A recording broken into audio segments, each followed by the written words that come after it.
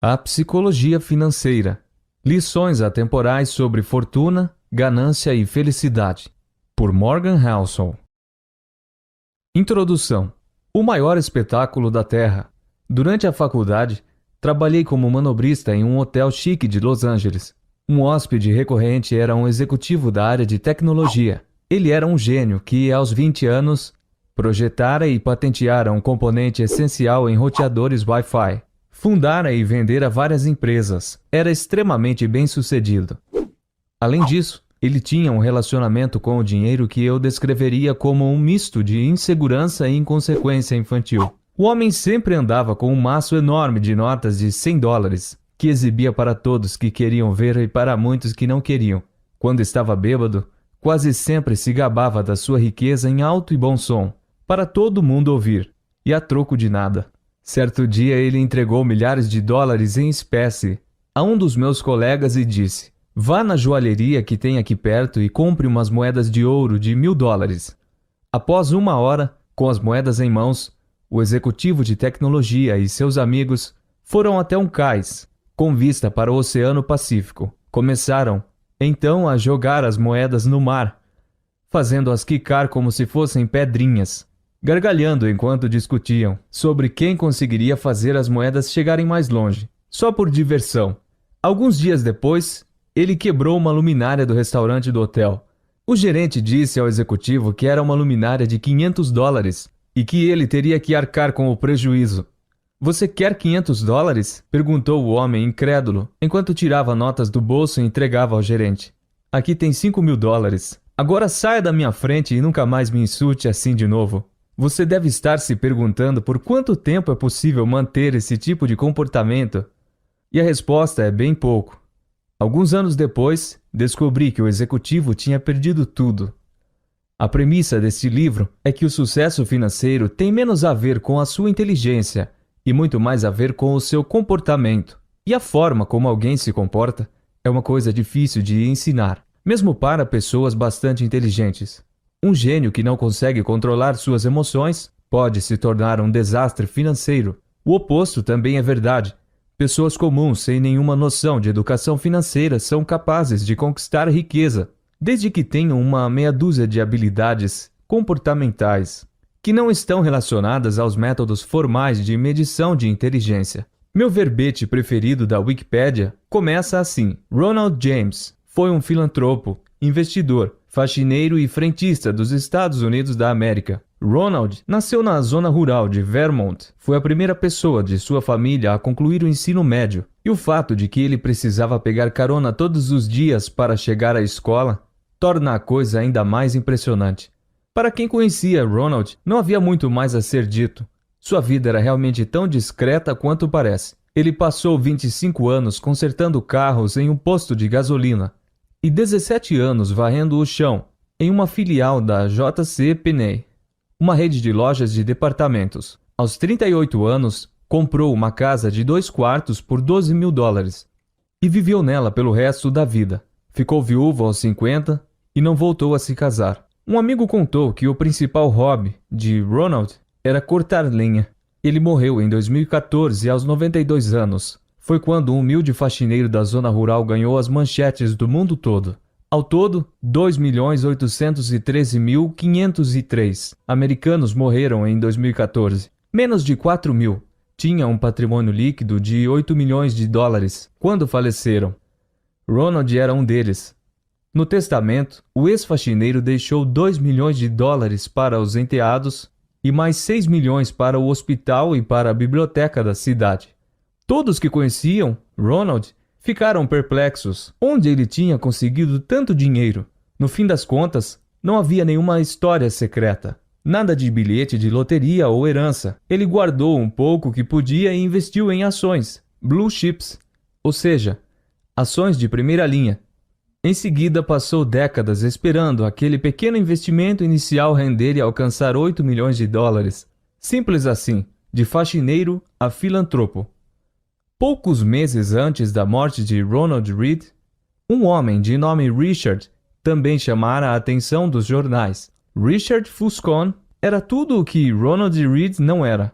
Fuscon, um executivo do banco Merrill Lynch, Formado em Harvard e com pós-graduação, teve uma carreira tão bem-sucedida no mercado financeiro que se aposentou aos 40 anos e se tornou filantropo. David Komansky, ex-CEO da Merrill Lynch, elogiou o talento para os negócios, a capacidade de liderança, o bom senso e a integridade pessoal de Foscone. A revista Crane, especializada em negócios, o incluiu em uma das suas listas de 40 empresários de sucesso com menos de 40 anos.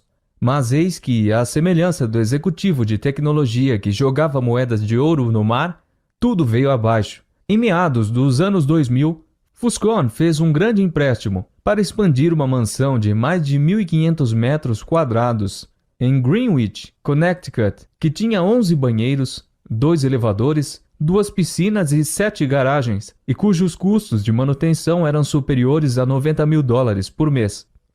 Então veio a crise financeira de 2008. A crise afetou as finanças de quase todo mundo e aparentemente transformou o dinheiro de Foscone em pó. Dívidas altas e ativos sem liquidez o levaram à falência. Neste momento, não tenho nenhuma fonte de renda, declarou ele a um juiz de falências em 2008. Primeiro, sua casa de Pelman Beach foi executada.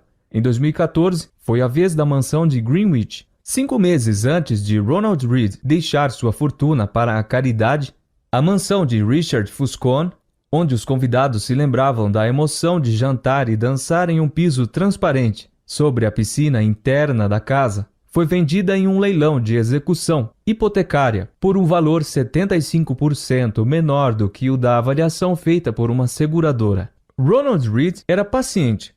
Richard Foscone, ganancioso. Isso foi o suficiente para que a enorme diferença entre a formação e a experiência deles se tornasse irrelevante. A lição aqui não seja mais como Ronald e menos como Richard. Embora esse não seja um conselho ruim, o que é fascinante em relação a essas histórias é o quanto elas são exclusivas do mercado financeiro. Em que outro setor alguém sem diploma universitário, sem treinamento, sem formação, sem experiência formal e sem conexões supera enormemente alguém com a melhor educação, o melhor treinamento e as melhores conexões? Não consigo pensar em nenhum. É impossível imaginar uma história na qual Ronald Read faz um transplante de coração melhor do que um cirurgião que estudou em Harvard, ou no qual ele projeta um arranha-céu melhor do que arquitetos com diplomas de excelentes instituições. Ninguém nunca vai ouvir a história de um faxineiro que superou os melhores engenheiros nucleares do mundo. Mas histórias assim acontecem no setor financeiro. O fato de que Ronald Read e Richard Foscone possam coexistir tem 2 explicações possíveis. Uma diz que os resultados financeiros são orientados pela sorte, independentemente da inteligência e esforço. Isso é verdade até certo ponto. Este livro vai tratar do assunto com maior profundidade. A outra, que acredito ser a mais comum, diz que o sucesso financeiro não é uma habilidade técnica, é uma habilidade pessoal, na qual o seu comportamento é mais importante do que o seu conhecimento. Eu chamo essa habilidade pessoal de psicologia financeira. O objetivo deste livro é contar pequenos casos para convencer você de que as habilidades pessoais são mais importantes do que o lado técnico do capital. Vou fazer isso de forma a ajudar todo mundo, desde os mais semelhantes ao Read até aqueles que se parecem mais com Foscone, a tomar decisões financeiras melhores. Eu descobri que essas habilidades pessoais são muito subestimadas. A educação financeira é ensinada em grande parte como um campo puramente matemático. Você preenche os dados em uma fórmula, essa fórmula lhe diz o que fazer, e presume-se que você simplesmente vai seguir a sugestão dela. Isso acontece nas finanças pessoais, quando nós dizemos que precisamos guardar 10% do salário e ter um fundo de emergência equivalente a 6 meses de despesas. Isso acontece no ramo de investimentos, no qual sabemos as correlações históricas exatas entre as taxas de juros e o valor de uma empresa. E acontece no mundo corporativo, no qual CFOs são capazes de medir o custo preciso do capital. Não é que essas coisas sejam ruins ou estejam erradas. O problema é que saber o que precisa ser feito não tem relação alguma com o que acontece dentro da sua cabeça quando você tenta fazer a coisa em si. 2 tópicos afetam a todos. quer você esteja interessado neles ou não. Saúde e dinheiro. A indústria da saúde é uma vitória da ciência moderna, tendo proporcionado um aumento de expectativa de vida no mundo inteiro. As descobertas científicas substituíram velhos conceitos dos médicos sobre como o corpo humano funciona.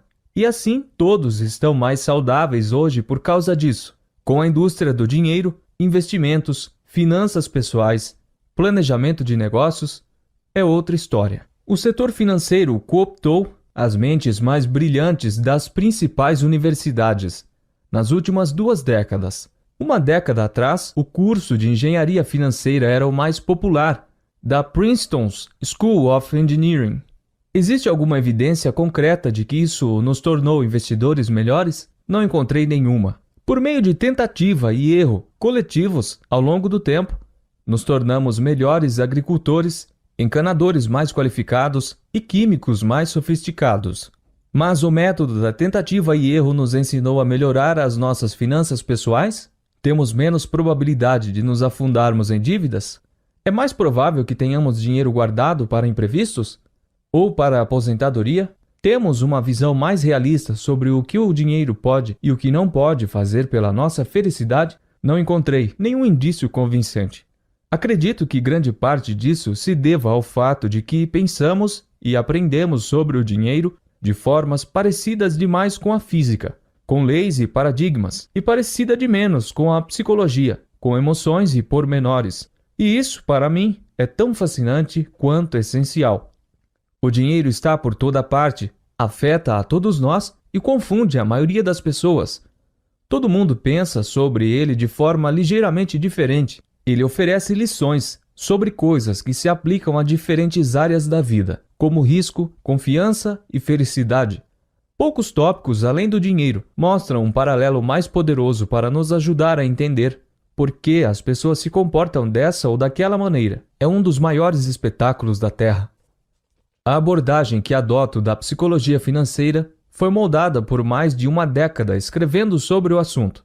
Comecei a fazer isso no início de 2008. Era o início de uma crise financeira e a pior recessão enfrentada pelos Estados Unidos em 80 anos. Para poder falar sobre o que estava acontecendo, eu precisava descobrir o que estava acontecendo. Porém, a primeira coisa que aprendi depois que a crise financeira explodiu foi que ninguém conseguia explicar de forma precisa o que se desenrolava, o porquê e muito menos o que deveria ser feito a respeito. Para cada boa explicação, havia uma refutação igualmente convincente. Engenheiros conseguem determinar a causa do desabamento de uma ponte porque há um consenso de que, se certa quantidade de força for aplicada sobre determinada área, essa área vai colapsar. A física não é controversa, ela é guiada por leis. Com a economia, é diferente. A economia é guiada pelo comportamento das pessoas, e a forma como eu me comporto pode fazer sentido para mim, mas também pode parecer loucura para você. Quanto mais eu estudava e escrevia sobre a crise, mais percebia que era possível entendê-la melhor pelas lentes da psicologia e da história, do que pela perspectiva da economia. Para entender por que as pessoas se atolavam em dívidas, não é necessário estudar as taxas de juros, mas a história da ganância, da insegurança e do otimismo. Para entender por que investidores se desfazem de ações em meio a um bear market, um momento de queda acentuada, não é preciso estudar a matemática dos retornos esperados, mas sim pensar na agonia que olhar para a sua família e se perguntar se os seus investimentos não estão colocando em risco o futuro dela. Adoro uma observação creditada a Voltaire: a história não se repete nunca. O homem se repete sempre. Isso se aplica muito bem à forma como nos comportamos em relação ao dinheiro. Em 2018, escrevi um relatório detalhando 20 dos principais erros, vieses e motivos de mau comportamento com o dinheiro. O título do relatório era The Psychology of Money, e ele foi lido por mais de 1 milhão de pessoas. Este livro é um orgulho mais profundo no mesmo tópico. Algumas passagens curtas do relatório estão presentes inalteradas aqui.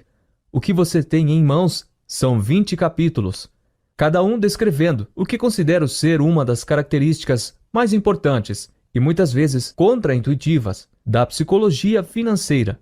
Os capítulos giram em torno de um tema comum, mas existem por conta própria, de modo que podem ser lidos de forma independente. Este não é um livro extenso, abre aspas, não precisa agradecer, fecha aspas. Boa parte dos leitores não lê os livros até o fim, porque a maioria dos tópicos não precisa de um sem número de páginas para serem explicados. Prefiro fazer 20 observações curtas, que você irá ler até o fim, do que uma só, enorme, que você vai largar na metade. Vamos lá. Capítulo 1. Ninguém é maluco.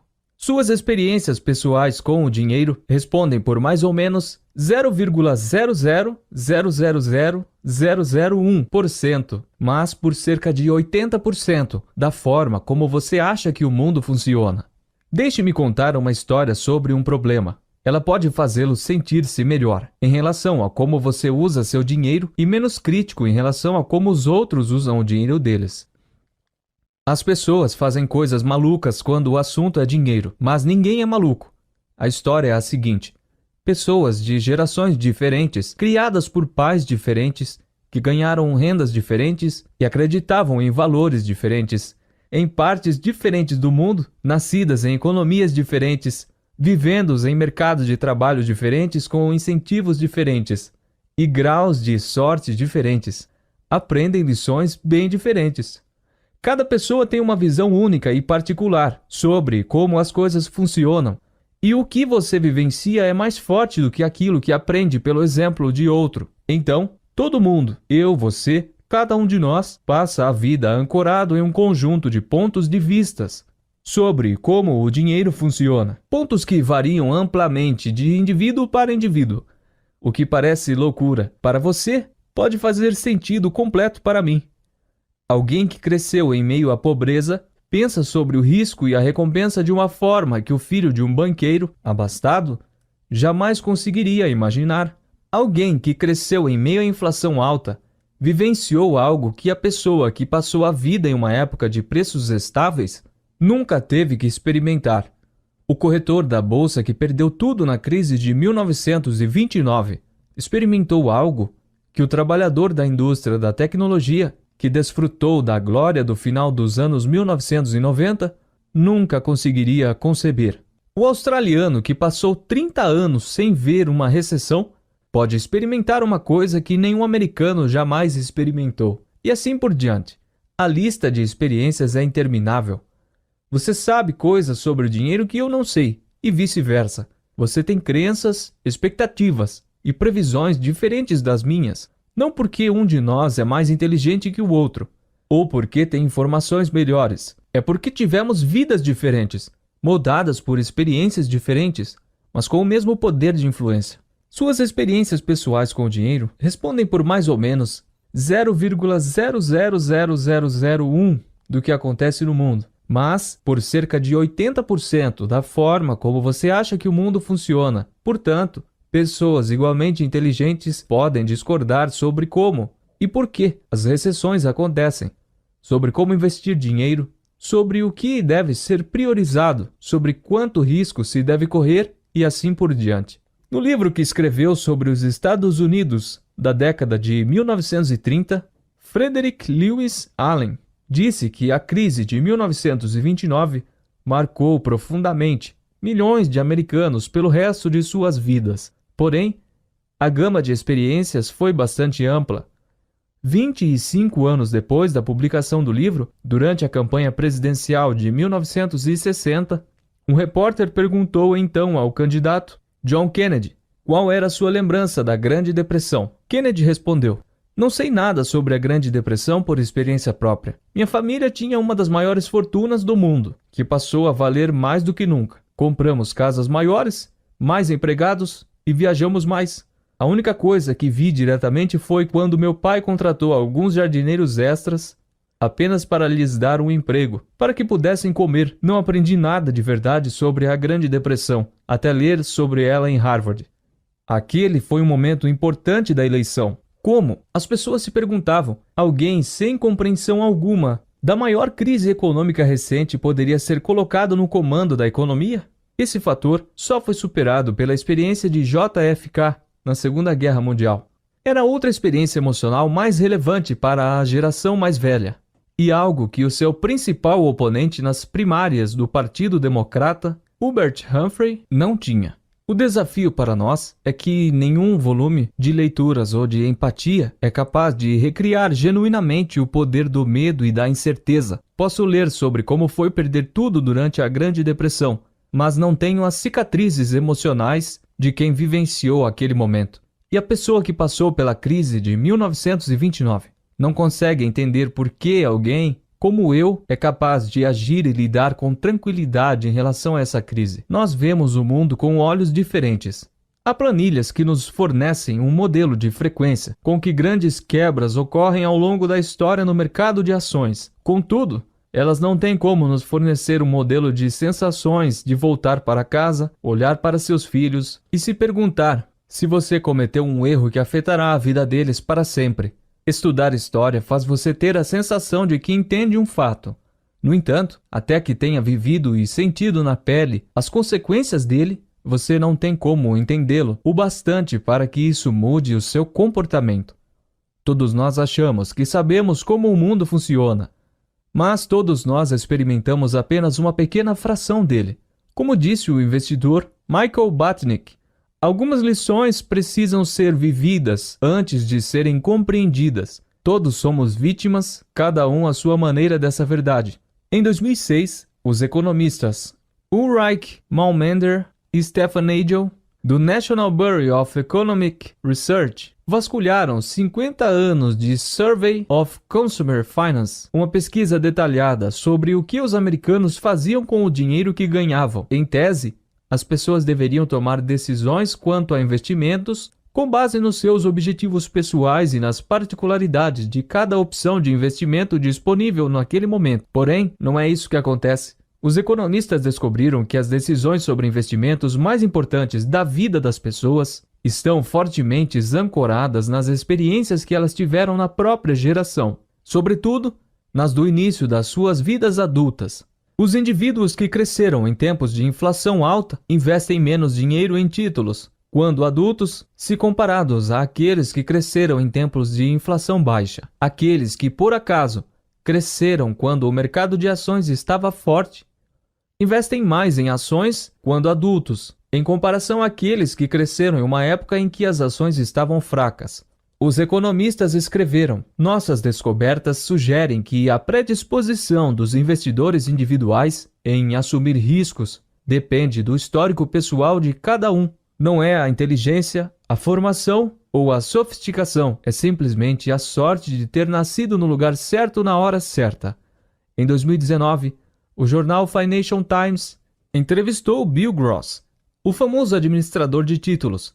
Gross concorda com o fato de que, provavelmente, não estaria onde está hoje se tivesse nascido uma década antes ou depois, dizia o artigo. A carreira dele coincidiu quase perfeitamente com uma geração inteira de queda nas taxas de juros, o que foi um vento favorável para o investimento em ações. Esse tipo de coisa afeta não apenas oportunidades com as quais você se depara, afeta a forma como você pensa sobre essas oportunidades, quando se vê diante delas. Para Gross, títulos eram como máquinas de fazer dinheiro. Para a geração do pai dele, que teve que encarar uma inflação bem mais alta enquanto crescia, costumavam ser vistos como uma máquina de queimar dinheiro. As diferenças na forma de vivenciar o dinheiro costumam variar bastante de pessoa para pessoa, até mesmo entre aquelas que julgamos serem muito semelhantes.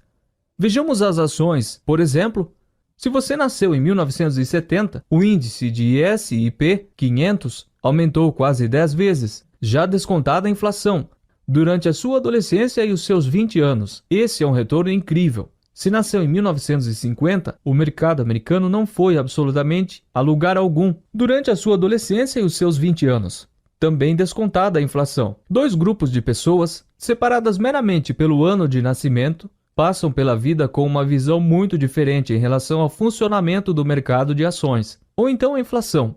Se você nasceu nos Estados Unidos dos anos 1960, a inflação entre sua adolescência e aos 20 anos, ou seja, a sua juventude, um período de maior maleabilidade, quando você está desenvolvendo uma base de conhecimento sobre a forma como a economia funciona, fez os preços triplicarem. Isso é muita coisa. Você se lembra das filas nos postos de gasolina? e dos salários que acabavam bem mais rápido do que o mês anterior.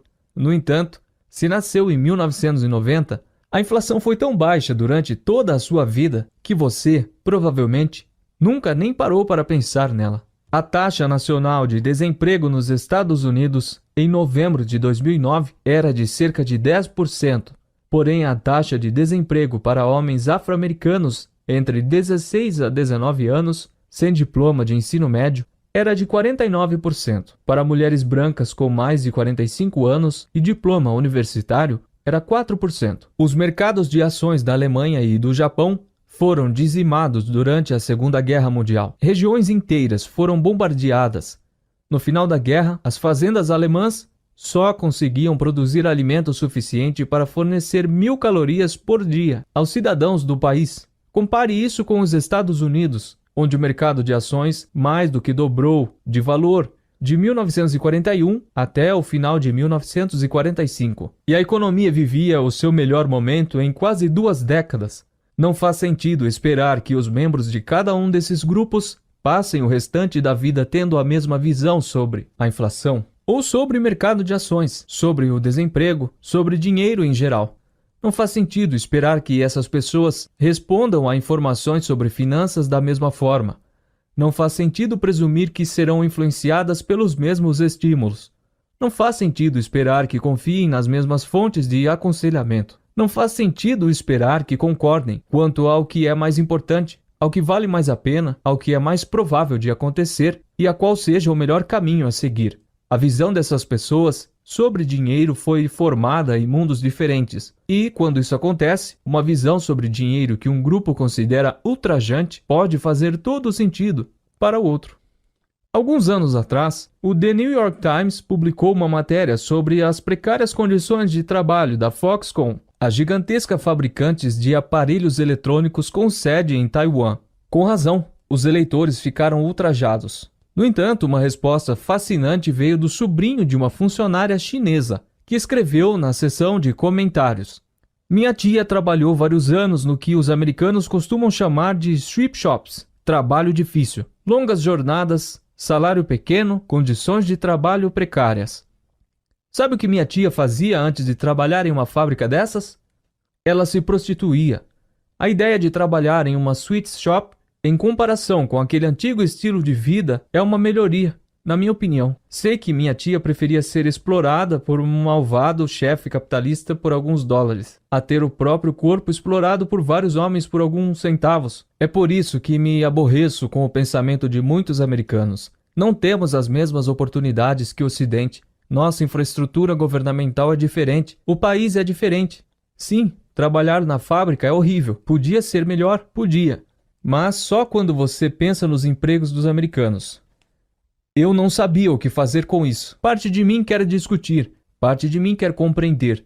Mas acima de tudo, isso é um exemplo de como experiências diferentes podem levar a visões muito distintas quanto a um tópico que um lado acredita intuitivamente que deveria ser preto no branco. Toda decisão financeira que uma pessoa toma é fruto da informação que ela tem à disposição no momento, associada ao seu modelo mental único sobre a forma como o mundo funciona. Essas pessoas podem estar mal informadas, podem ter informações incompletas, podem ser ruins em matemática, podem ter sido convencidas por propagandas enganosas, podem não ter a menor ideia do que estão fazendo, podem ter avaliado mal as consequências das atitudes. Tudo é possível, mas cada decisão financeira que uma pessoa toma faz sentido para ela naquele momento e está de acordo com os parâmetros que ela própria determina. Ela conta a si mesma uma história sobre o que está fazendo e por que está fazendo. Essa história foi moldada pelas experiências únicas que viveu. Veja um exemplo simples: bilhetes de loteria. Os americanos gastam mais com bilhetes de loteria do que os valores que gastam com os filmes, videogames, músicas, eventos esportivos e livros, somados. E quem compra esses bilhetes? Pessoas de baixa renda, em sua maioria. As famílias de baixa renda nos Estados Unidos gastam em média $412 por ano em bilhetes de loteria, 4 vezes o valor gasto pelas famílias de alta renda. 40% dos americanos não conseguem dispor de $400 em uma emergência. Ou seja, aqueles que gastam $400 por ano em bilhetes de loteria são, em geral, os mesmos que dizem que não conseguiriam dispor de $400 em uma emergência. Os fundos de emergência dessas pessoas são desperdiçados em algo que tem a chance de retorno de 1 em milhões. Para mim, isso parece loucura. Provavelmente parece loucura para você também. Contudo, eu não faço parte do grupo de baixa renda. Você provavelmente também não faz. Portanto, é difícil para a maioria de nós compreender intuitivamente o raciocínio das pessoas de baixa renda que compram bilhetes de loteria.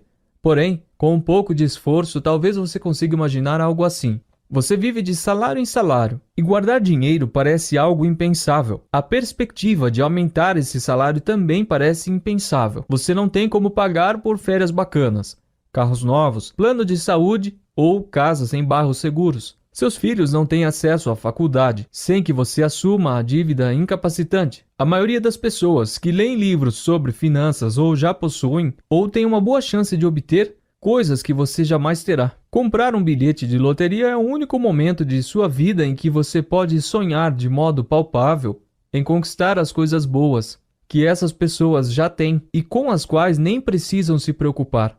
Você está comprando o bilhete por um sonho, e essas pessoas não têm como entender isso, porque elas já estão vivendo um sonho. É por isso que você compra mais bilhetes do que elas.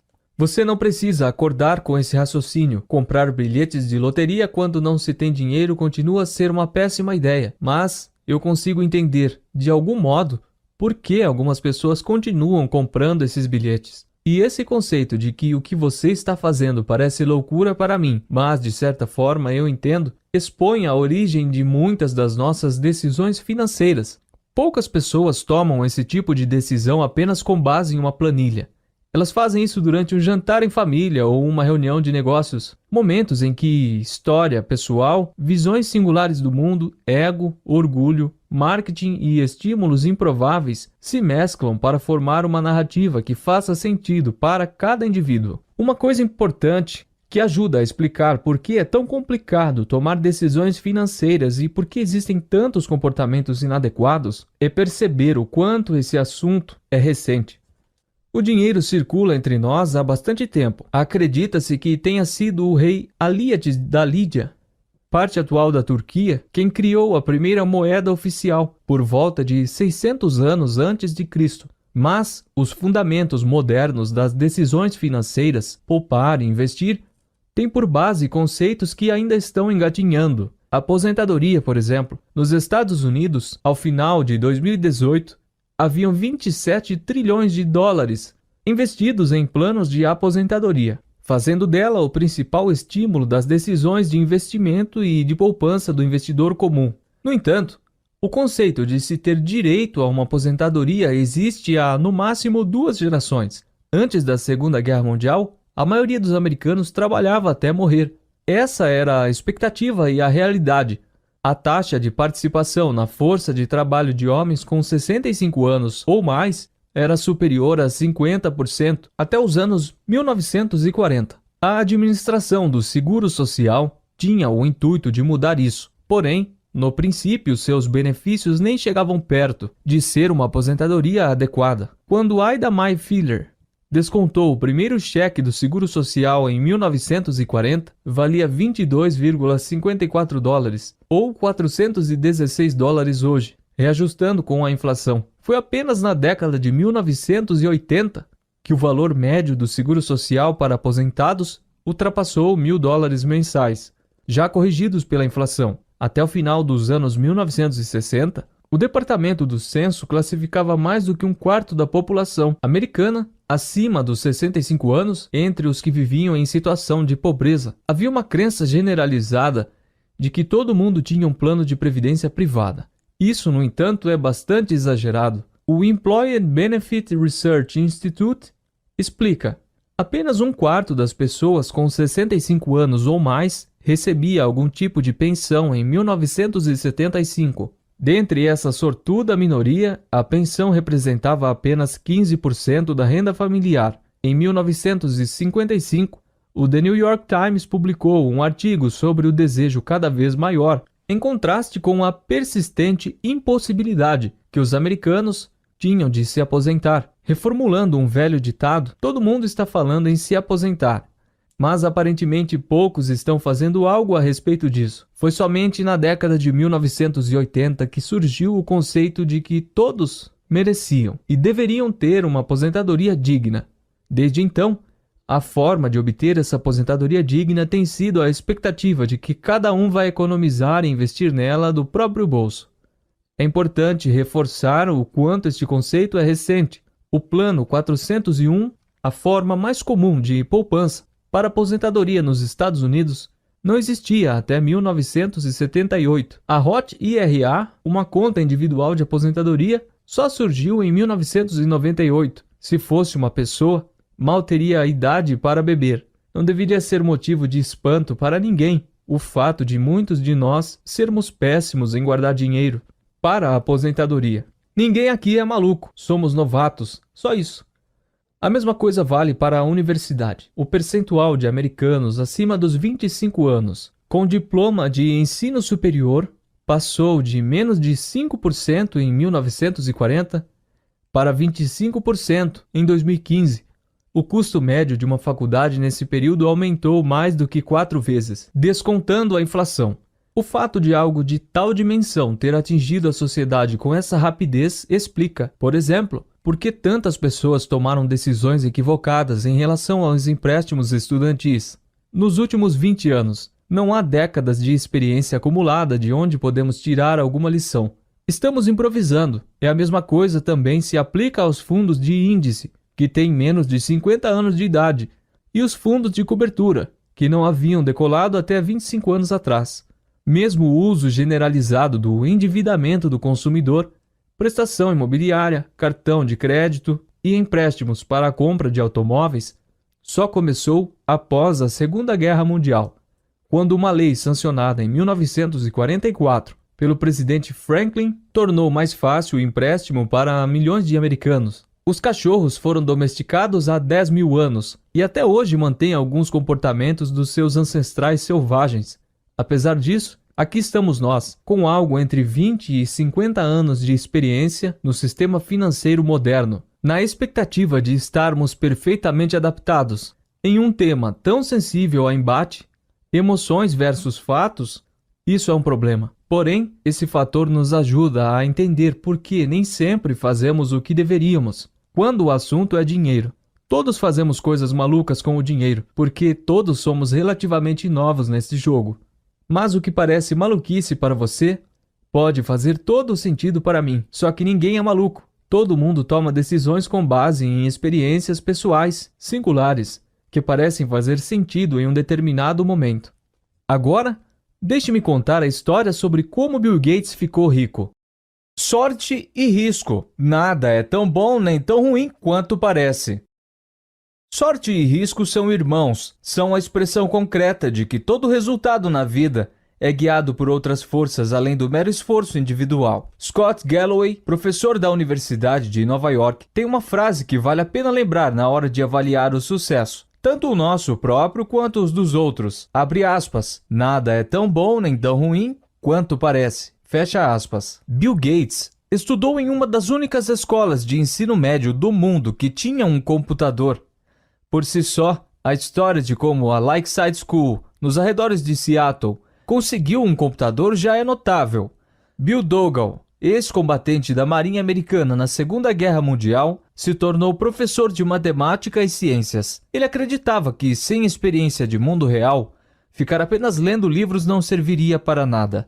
Ele também percebeu que seria preciso saber alguma coisa sobre computadores antes de entrar para a faculdade. Lembrou o falecido cofundador da Microsoft, Paul Allen. Em 1968, Dougal pediu à Associação de Mães dos Alunos para usar os lucros do brechó que elas organizavam uma vez por ano, cerca de $3.000, para arrendar um computador Teletype Model 30, conectado a um terminal de mainframe da General Electric, de modo a usar o recurso de time-sharing. O conceito de time-sharing na informática tinha sido inventado em 1965, disse Gates mais tarde. Alguém estava muito bem antenado. A maioria das instituições de pós-graduação não possuía um computador tão avançado quanto aquele que Bill Gates teve acesso ainda no ensino médio. O garoto ficou fascinado. Gates tinha 13 anos em 1968, quando conheceu Paul Allen, seu colega de turma.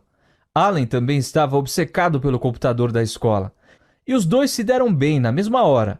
O computador da Lakeside não fazia parte do currículo principal, mas de um programa de estudo independente.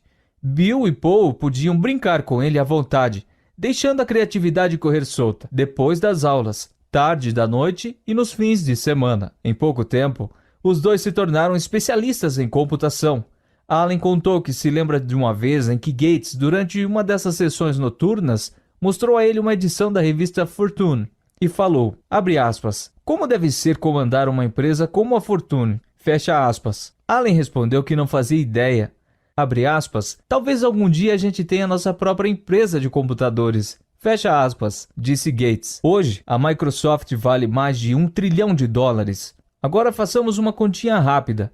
De acordo com a ONU, havia cerca de 303 milhões de pessoas em idade escolar no mundo em 1968. Cerca de 18 milhões delas viviam nos Estados Unidos, sendo 270 mil no estado de Washington. Pouco mais de 100 mil delas viviam na área de Seattle e apenas cerca de 300 frequentaram a Lakeside School. Começamos com 303 milhões e terminamos com 300. Apenas 1 em cada 1 milhão de estudantes em idade escolar frequentou a instituição de ensino médio que tinha a combinação de dinheiro, visão para conseguir um computador. Bill Gates era um deles. Gates não tinha constrangimento em falar sobre o significado disso. Se não fosse a Lakeside School, não haveria Microsoft, afirmou aos formandos da escola em 2005. Mais do que inteligente, Gates é acima de tudo dedicado. E ainda na adolescência teve um insight em relação aos computadores, que a maioria dos executivos mais experientes da área não foi capaz de compreender. Ele também teve uma vantagem de 1 em 1 milhão ao estudar em Lakeside. Agora deixe-me falar um pouco sobre o amigo de Gates, Kent Evans. Ele experimentou uma dose igualmente potente da do irmão de sorte, o risco. Bill Gates e Paul Allen se tornaram nomes conhecidos graças ao sucesso da Microsoft. No entanto, a gangue de prodígios da informática de Lakeside School tinha um terceiro integrante. Kent Evans e Bill Gates se tornaram melhores amigos no último ano do ensino fundamental. Segundo Gates, Evans era o melhor aluno da turma. Os dois passavam horas e horas no telefone. Conta Gates na série O Código Bill Gates. Eu me lembro do número de Kent até hoje, disse ele. Era 5257851. Evans era tão hábil com computadores quanto Gates e Allen. Certa vez, a Lakeside estava tendo dificuldades para montar uma grade curricular da escola. Um complexo labirinto para fazer com que centenas de alunos assistissem às aulas que precisavam, em horários diferentes. A escola deixou Bill e Kent, duas crianças, a cargo da tarefa de desenvolver um programa de computador para sanar o problema. Funcionou. E ao contrário de Paul Allen, Kent tinha a mesma mente voltada para negócios e a mesma ambição infinita de Gates. Kent sempre andava com uma maleta enorme, igual a um advogado. Recorda Gates. Estávamos sempre planejando o que fazer dali a 5 ou 6 anos. Será que a gente deveria virar CEO? Que tipo de mudança seríamos capazes de promover? Será que a gente deveria virar um general? Ou embaixador? Fosse o que fosse, Bill e Kent estavam certos de que fariam aquilo juntos. Ao relembrar a amizade com Kent, Gates fica com a voz embargada. A gente podia ter continuado a trabalhar junto. Tenho certeza que teríamos ido para a mesma faculdade. Kent poderia ter sido um dos fundadores da Microsoft junto com Gates e Allen. Contudo, isso nunca aconteceu. Kent morreu antes mesmo de terminar o ensino médio. Um acidente quando praticava montanhismo. Todo ano ocorre cerca de 30 mortes devido à prática de montanhismo nos Estados Unidos.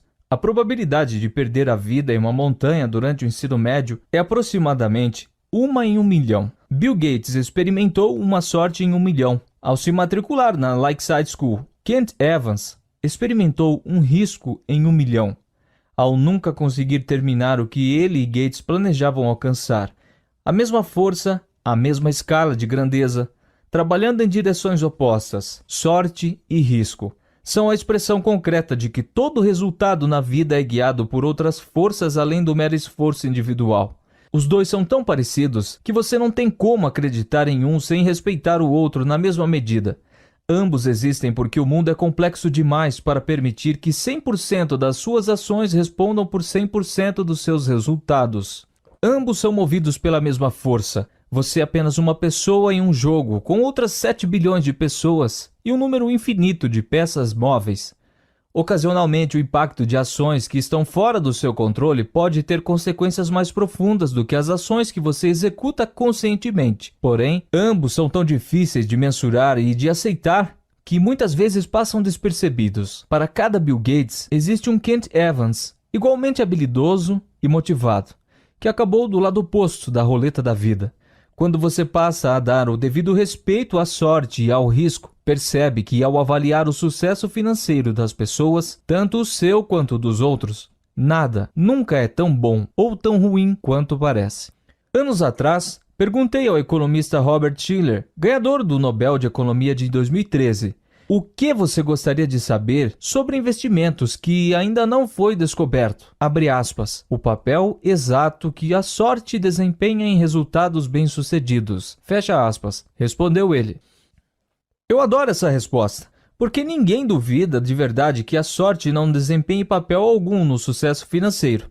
Entretanto, devido à dificuldade de mensurá-la e ao fato de que é indelicado sugerir que o sucesso dos outros se deva a ela, nossa postura mais comum é de ignorar discretamente a sorte enquanto fator responsável pelo sucesso. Se eu perguntasse a 1 bilhão de investidores do mundo, você acha que 10 deles podem ter se tornado bilionários essencialmente por obra do acaso, em um golpe de sorte? Você responderia, claro. Mas então, se eu lhe pedisse para citar o nome desses investidores, bem na cara deles, você provavelmente mudaria de ideia. Ao avaliar os outros, atribuir o sucesso à sorte nos faz parecer invejosos e mesquinhos, ainda que saibamos que esse tipo de coisa exista. E ao avaliarmos a nós mesmos, atribuir o sucesso à sorte pode soar desmoralizante. O economista Bhaskar Mazumdar mostrou que há uma correlação maior entre a renda de irmãos do que em características como altura ou peso. Se você é rico e alto, a probabilidade de o seu irmão também ser rico é maior do que a de ele também ser alto. Acredito que a maioria das pessoas sabe, intuitivamente, que isso é verdade. A qualidade da educação e as portas que se abrem para vocês estão fortemente relacionadas ao status socioeconômico dos seus pais. Mas fale isso para os 2 irmãos ricos, e eles provavelmente dirão que as descobertas deste estudo não se aplicam a eles. O mesmo acontece com o fracasso, que pode ser qualquer coisa, desde uma falência a não alcançar uma meta pessoal. Empresas que vão à falência não se esforçam o suficiente? O investimento que se provaram ruins foram mal planejados? Carreiras estagnadas são culpa da preguiça? Às vezes sim, é óbvio. Mas em que medida? É difícil saber. Qualquer coisa que vale a pena conquistar tem a probabilidade de sucesso inferior a 100%. E o risco é justamente o que acontece quando você vai parar no lado infeliz dessa equação. Assim como acontece com a sorte, a narrativa fica difícil, confusa e complexa demais quando tentamos determinar o quanto de um determinado desfecho se deve a uma decisão consciente e o quanto dele se deve ao risco. Digamos que eu compre uma ação. 5 anos depois, ela não foi a lugar algum. É possível que eu tenha tomado uma decisão errada ao comprá-la. Também é possível que eu tenha tomado uma decisão acertada, que envolvia 80% de chances de lucro, mas acabei indo parar no lado dos infelizes 20%. Como saber qual é qual? Cometi um erro ou apenas vivenciei o risco de forma concreta? É possível medir estatisticamente se algumas decisões foram acertadas ou não. Porém, no mundo real, no dia a dia, não fazemos isso. É complicado. Preferimos as histórias simples, que são menos complexas, mas com enorme frequência diabolicamente enganosas. Depois de passar anos lidando com investidores e líderes empresariais, percebi que o fracasso de outro, em geral, é atribuído a más decisões, enquanto os nossos costumam ser atribuídos ao lado sombrio do risco. Ao avaliarmos o erro do outro, temos a maior propensão a optar por uma história pura e simples de causa e efeito, porque não sabemos o que se passa dentro da cabeça de outra pessoa. Ele não teve um bom resultado, então tomou uma decisão equivocada. É a história que faz mais sentido para mim. No entanto, avaliar a mim mesmo, posso inventar uma narrativa bem mais complexa, justificando todas as minhas decisões passadas e atribuindo os resultados ruins ao risco. A revista Forbes não coloca na capa os investidores falidos, que tomaram boas decisões, mas que ainda assim experimentam um lado infeliz do risco. Porém, quase sempre coloca os investidores ricos que tomaram decisões corretas ou até mesmo imprudentes e tiveram sorte. Ambos lançaram a mesma moeda, que por acaso caiu com um lado diferente, virado para cima. O aspecto mais perigoso disso é que todos nós estamos tentando aprender o que funciona e o que não funciona. Em relação ao dinheiro, quais estratégias de investimento funcionam? Quais não funcionam? Quais estratégias de negócio funcionam? Quais não funcionam? Como ficar rico? Como evitar ficar pobre? Nossa tendência é tirar lições observando sucessos e fracassos e dizendo: faça o que fulano fez, evite o que Beltrano fez. Se tivéssemos uma varinha de condão, descobriríamos exatamente quais desses resultados se devem a atitudes que podem ser replicadas e àqueles que de alguma forma foram influenciadas pelo papel aleatório do risco e da sorte. Mas não temos uma varinha de condão. Temos um cérebro que prefere respostas fáceis, sem apetite por nuances. Portanto, identificar todas as características que devemos imitar ou evitar pode ser bastante complicado. Vou contar agora outra história sobre um sujeito que, assim como Bill Gates, se tornou extremamente bem-sucedido. No entanto, não é fácil determinar se o seu sucesso foi fruto de sorte ou de habilidade. Cornelius Vanderbilt tinha acabado de fechar uma série de negócios para expandir seu império ferroviário. Um dos conselheiros de negócio dele se arriscou a dizer que cada um dos acordos do conjunto com o qual ele havia concordado infringia a lei.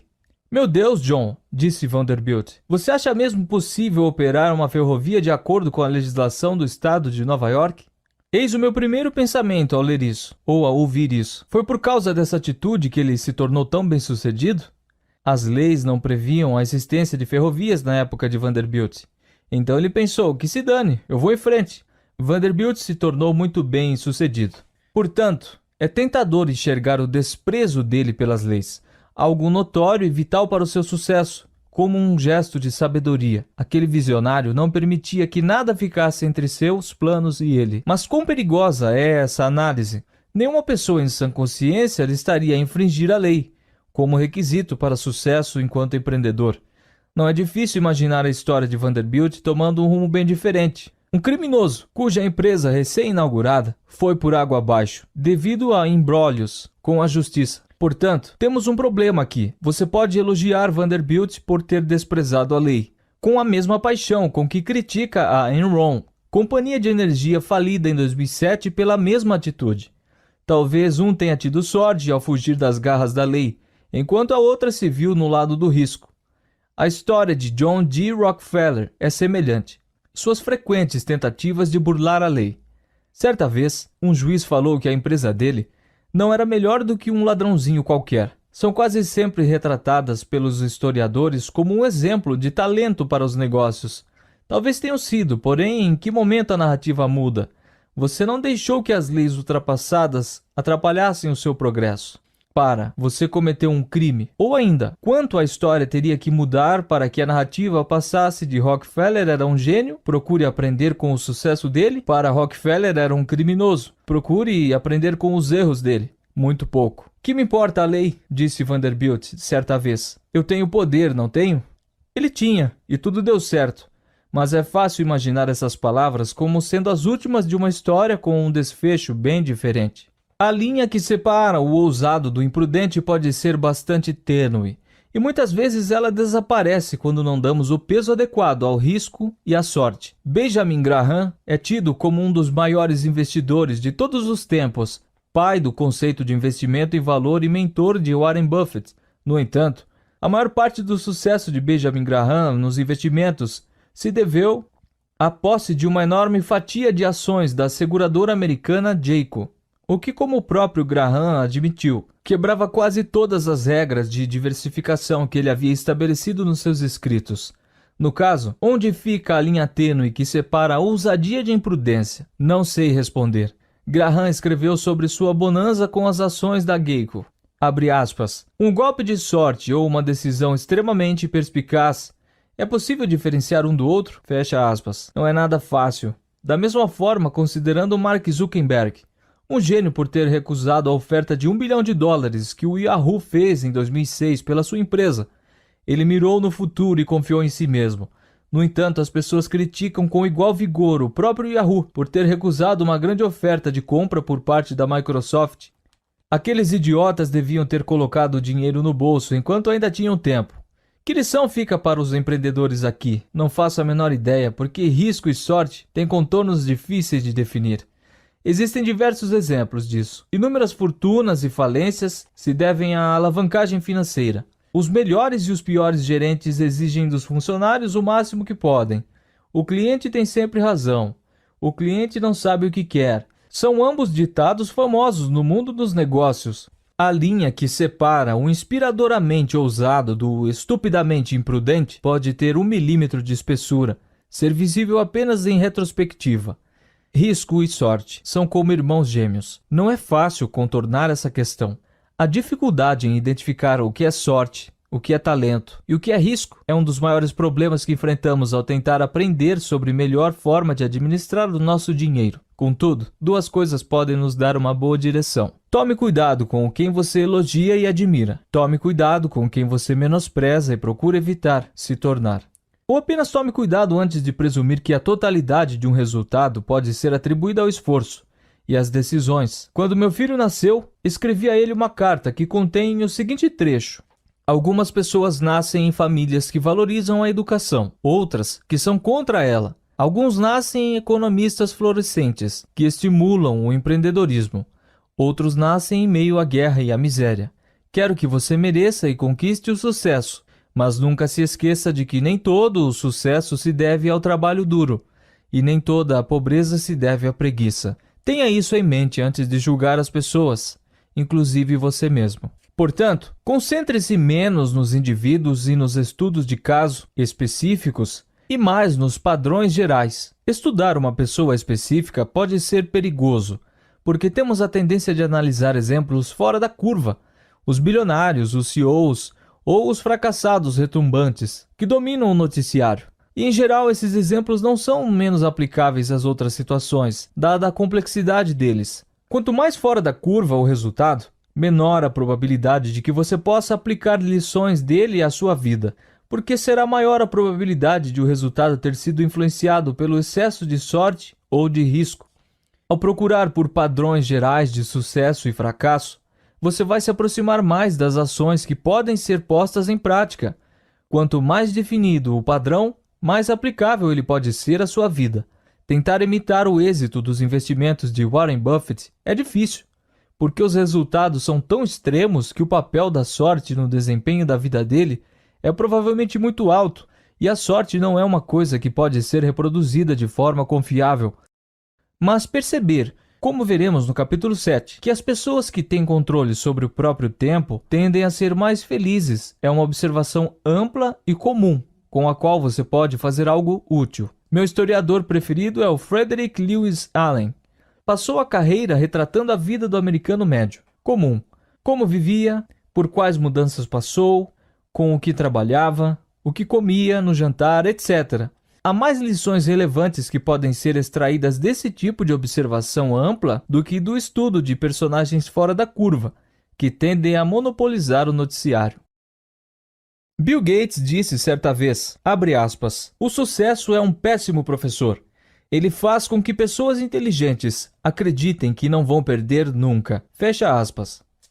Quando as coisas estão indo muito bem, esteja ciente de que nem tudo é tão bom quanto você pensa. Você não é invencível. Se admite que a sorte lhe trouxe o sucesso, então também deve acreditar no irmão dela, o risco, que pode provocar uma reviravolta na sua história com a mesma rapidez. E o contrário também vale. Da mesma forma, o fracasso também pode ser um péssimo professor, porque faz com que pessoas inteligentes acreditem que as suas decisões foram péssimas, quando às vezes elas estão considerando apenas a dimensão implacável do risco. O truque para lidar com o fracasso é organizar a vida financeira, de forma que um mau investimento aqui e uma meta financeira não alcançada ali não tirem você de campo. de modo a poder continuar jogando até que os números voltem a estar a seu favor. Porém, o mais importante é que, para além de reconhecer o papel que a sorte desempenha em relação ao sucesso, o papel representado pelo risco significa que devemos nos perdoar e deixar um espaço para a compreensão.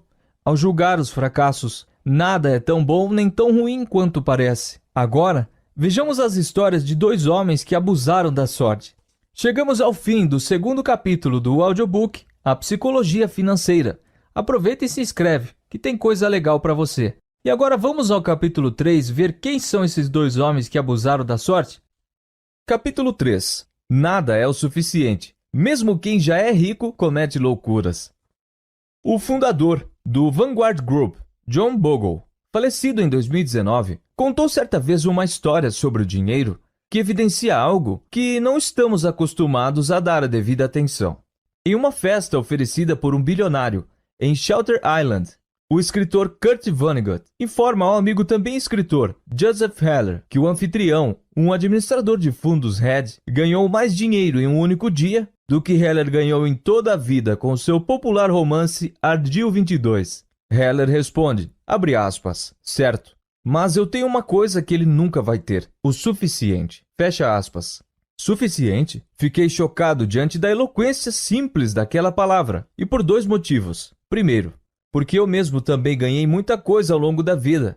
E segundo, porque Joseph Heller não podia ter sido mais preciso para uma parcela crítica da nossa sociedade que engloba boa parte dos mais ricos e mais poderosos. Parece não haver um limite que defina o que é suficiente. Esse é um conceito fundamental e muito poderoso. Deixe-me dar dois exemplos dos perigos de não se ter o suficiente e que lições podemos tirar deles.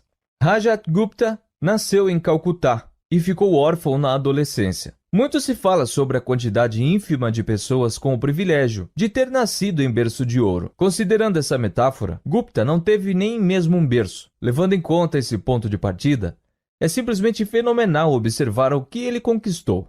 Por volta dos 45 anos, Gupta era CEO da McKinsey, a empresa de consultoria de maior prestígio do mundo. Ele se aposentou em 2007 para assumir cargos na ONU e no Fórum Econômico Mundial. Tornou-se parceiro de Bill Gates nos trabalhos de filantropia. Integrou o conselho administrativo de 5 empresas de capital aberto. Saído das favelas de Calcutá, Gupta se tornou um dos homens de negócio mais bem-sucedidos do nosso tempo. Com o sucesso veio uma riqueza enorme. Em 2008, sua fortuna estava avaliada em 100 milhões de dólares. É uma soma insondável para a maioria das pessoas. Uma taxa de retorno de 5% sobre essa quantia rende quase 600 dólares por hora, 24 horas por dia. Ele poderia ter feito o que quisesse na vida. E o que ele queria? Ao que tudo indicava, não era ser um mero hectamilionário.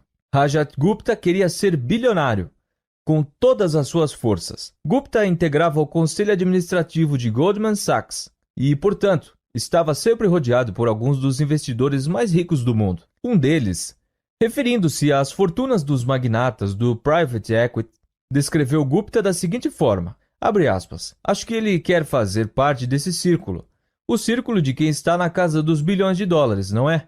O Goldman está mais para um círculo dos que têm centenas de milhões, certo? Fecha aspas. Logo, Gupta entrou em um negócio paralelo lucrativo. Em 2008, quando o Goldman Sachs estava enfrentando a tempestade da crise financeira, Warren Buffett planejava investir 5 bilhões de dólares no banco para ajudá-lo a sobreviver. Como membro do conselho, Gupta teve acesso a essa informação antes do público. E era uma informação valiosa. A sobrevivência do Goldman estava em xeque.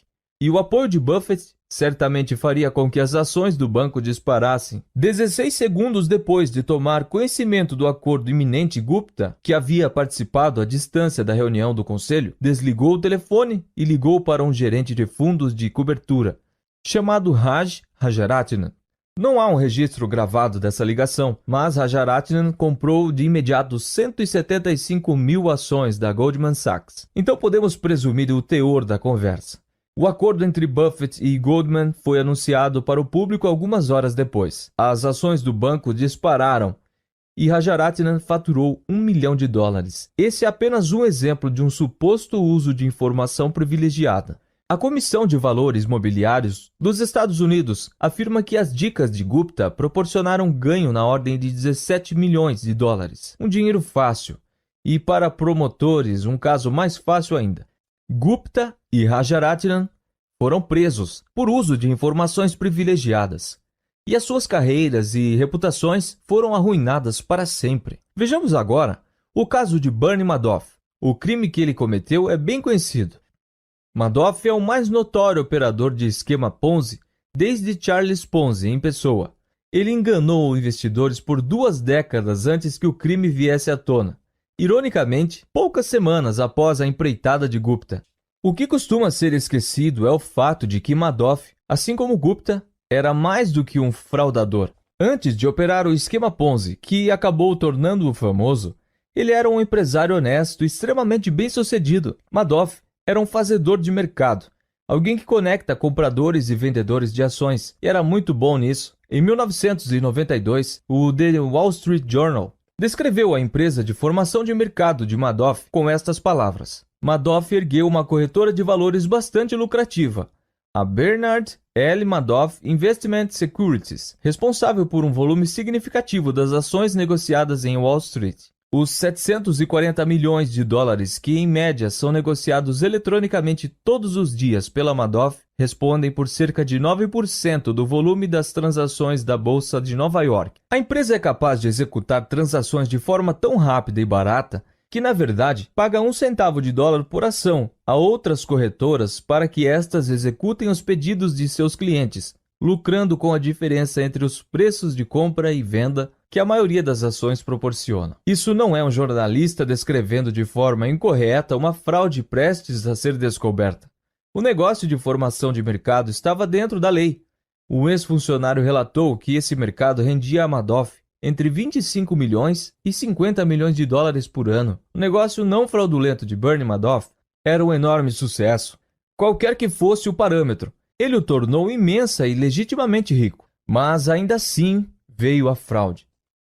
A pergunta que devemos fazer a Gupta e Madoff é por que um indivíduo com uma fortuna na faixa de centenas de milhões de dólares está tão desesperado atrás de mais dinheiro que é capaz de arriscar tudo nessa busca. Os crimes cometidos por aqueles que vivem à margem da sobrevivência são diferentes. Um golpista nigeriano disse certa vez ao The New York Times que se sentia culpado por ter prejudicado outras pessoas, mas que a miséria fazia com que não doesse tanto. O que Madoff e Gupta fizeram é outra coisa. Eles já tinham riqueza inimaginável, prestígio, poder e liberdade, e jogaram tudo para o alto porque queriam mais. Eles não tinham noção do suficiente. Estes são exemplos extremos. Porém, existem versões desse comportamento que não infringem a lei. O fundo de cobertura Long Term Capital Management era formado por traders com fortunas individuais na casa das dezenas e das centenas de milhões de dólares, e com a maior parte dessa riqueza investida nos próprios fundos. Então, eles correram tantos riscos na busca por mais dinheiro que conseguiram perder tudo que tinham em 1998, em meio à maior alta de mercado e da melhor situação econômica da história. Warren Buffett falou algum tempo depois: para ganhar o dinheiro que não tinham e do qual não precisavam, eles arriscaram aquilo que tinham e de que precisavam. Isso é estupidez. É estupidez, pura e simplesmente. Arriscar algo que é importante para você em troca de algo que não é importante para você não faz sentido algum. Nada justifica arriscar algo que você já tem e do qual precisa por algo que você não tem e do qual não precisa. Isso é uma daquelas coisas que são óbvias e ignoradas ao mesmo tempo. Poucos de nós vamos ter 100 milhões de dólares algum dia, como Gupta ou Madoff. Contudo, um percentual considerável dos ouvintes deste audiobook em algum momento da vida terá um salário ou soma de dinheiro suficiente para cobrir tudo aquilo de que precisam e muito mais do que desejam. Se você é uma dessas pessoas, mantenha algumas coisas em mente. Primeiro, ao lidar com o dinheiro, a coisa mais difícil a fazer é parar de reajustar as metas para cima o tempo todo. Mas é também uma das mais importantes. Se as expectativas aumentam graças aos resultados positivos, não há lógica em correr atrás demais, porque no fim das contas, você vai acabar sempre com o mesmo sentimento. É perigoso. Quando o desejo de ter mais dinheiro, mais poder, mais prestígio, faz a ambição crescer a uma velocidade maior do que a satisfação. Nesse caso, um passo adiante empurra a meta 2 passos à frente. Apesar do avanço, a sensação é de estar ficando para trás, e a única forma de alcançar a meta é correndo riscos cada vez maiores. O capitalismo moderno é ótimo em fazer 2 coisas: gerar riquezas e gerar inveja. Talvez elas andem de mãos dadas. Querer superar seus pares pode ser o combustível para se esforçar mais. No entanto, a vida não é nada divertida sem um senso de suficiência. A felicidade, como se diz, é o que sobra dos resultados, depois de subtraídas as nossas expectativas. Segundo, a comparação social é a questão. Imagine um jogador de beisebol novato, que recebe $500 mil por ano. Não importa o parâmetro adotado, ele é rico. Digamos que, no entanto, que ele jogue no mesmo time de Mike Trout, que tem um contrato de $430 milhões por 12 anos. Em comparação ao astro, o novato parece falido. Vamos pensar então em Mike Trout. $36 milhões por ano é uma cifra absurda. Porém, para figurar na lista dos 10 gestores de fundos de cobertura mais bem pagos em 2018, era preciso faturar ao menos 340 milhões em um ano. É com eles que pessoas como o Trout podem comparar suas receitas. E o gestor de fundos de cobertura que ganha 340 milhões por ano se compara aos 5 maiores gestores de fundo de cobertura, que faturaram 770 milhões ou mais em 2018. Estes gestores de alto escalão podem mirar em pessoas como Warren Buffett, cuja fortuna pessoal cresceu 3,5 bilhões de dólares em 2018. E alguém como Buffett poderia pensar em Jeff Bezos, cujo patrimônio líquido cresceu 24 bilhões em 2018, uma cifra que corresponde a mais dólares por hora do que o jogador de beisebol rico ganhou em um ano inteiro.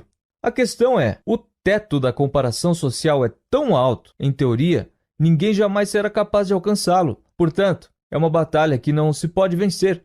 Ou talvez a única maneira de vencê-la não envolva lutar, para começo de conversa, mas aceitar que já tem o suficiente, ainda que seja menos do que os outros ao redor. Todo ano, um amigo meu faz uma peregrinação a Las Vegas. Em uma dessas idas, ele perguntou a um croupier: quais jogos você joga? E em quais cassinos você joga? O croupier respondeu, com total sinceridade: a única forma de ganhar em um cassino de Las Vegas é sair de lá depois de entrar.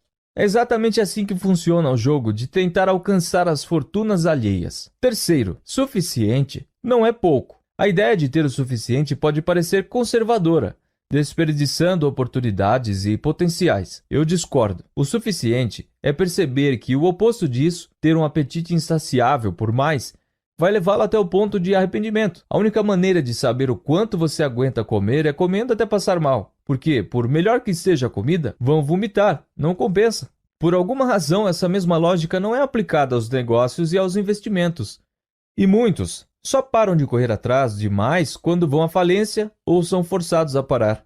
Pode ser algo que só cause mal a você mesmo, como ter uma crise de burnout no trabalho, ou alocar recursos em um investimento arriscado que você não tem como bancar, ou em casos extremos, agir como Rajat Gupta e Bernie Madoff, recorrendo ao roubo porque cada dólar vale a pena. Dane-se as consequências. Não importa a fortuna, pois essa incapacidade de recusar qualquer ganho em potencial acabará cobrando o seu preço. Quarto, há muitas coisas que não valem a pena arriscar nunca, independentemente do ganho em potencial. Depois de deixar a cadeia, Rajat Gupta disse ao The New York Times que aprendeu uma lição. Não se apegue muito a nada. Seja a sua reputação, as suas conquistas, a qualquer tipo de coisa. Eu não paro de pensar sobre isso agora. Qual a importância dessas coisas? Ok, tudo isso destruiu injustamente a minha reputação. Mas a minha reputação só é preocupante se eu estiver apegado a ela. Essa parece ser a pior lição possível a ser tirada da experiência pela qual ele passou. E soa como uma desculpa reconfortante proferida por um homem que deseja desesperadamente